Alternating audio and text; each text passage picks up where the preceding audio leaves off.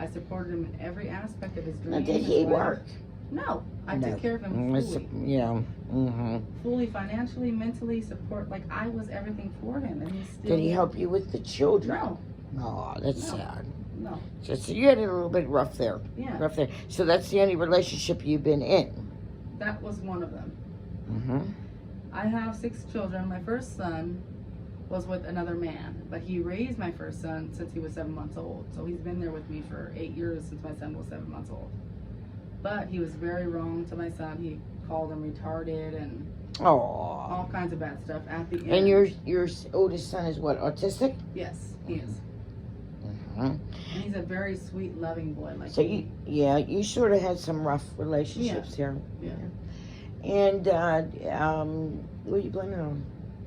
I actually blame it on myself for Sure, allowing Absolutely. those things to happen, allowing men like that to be in my life, accepting that kind of a lifestyle, accepting that that was okay for me when it wasn't. Yeah. Is it have a little bit of how you were raised?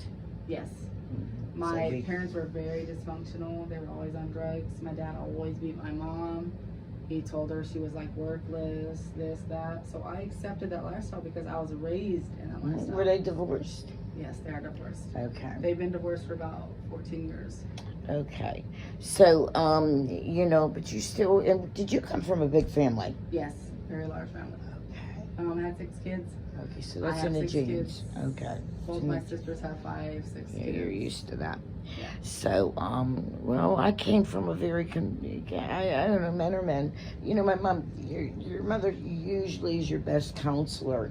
I can only say my mom maybe was wrong about 2 things in my life. And she apologized on her deathbed for them. She was very upset. She felt I had, she stopped me in growth. It was, get married, have babies, be a secretary, dress up 9 to 5, and I bombed at it. I mean, I just bombed at it. I just don't like it. Terrific businesswoman I am, but I am no secretary.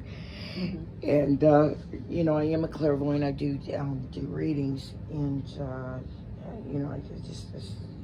just rose from the occasion with my first marriage being a divorce. Once again, I came from a little, everybody has problems behind closed doors. Everybody. My dad was like to gamble a little bit too much. But, the worst side was the man I married. Which, if I would have known the dysfunctionalness in his family. But, I'm a Virgo. We are loyal to our mates. We tend to feel there's hope, and when we fall, we fall. What I know now, it was just infatuation or the thing to do in the 80s. And my, Joe did show me what true love is, and then I found out what falling in love instantly. Wow. That love at first sight. So go ahead, go on with your story. So I reference from this. I always tell people, like men, especially men, okay, if you have a daughter, right, and you look at yourself, what if you had a daughter that dated a man that was just exactly like you? Would you accept it? Would you accept the way that they treat women, the way they talk to women, the way that they act for women? Would you accept the kind of man that you are to date your daughter? And if you can't say yes, then there's something wrong, right? That's a good one. Yes, there's a problem there. If you can't, would you want your daughter to date someone that was men just are, like you? like my mom said, she earned her own assholes. You just got to pick the right asshole. Yeah. So I didn't pick the right asshole on the first one. I did pick the right asshole on the second one, but he got terminally ill. I married somebody 30 years older than me. Yeah. A little Italian mafia man. Yeah. And he was cute. And he took care of the kids. He was in the rackets. And I can't get away from those bad boys. Yes. But I never have a problem with him once I marry him. Yeah. But, and this is a big but, Yeah.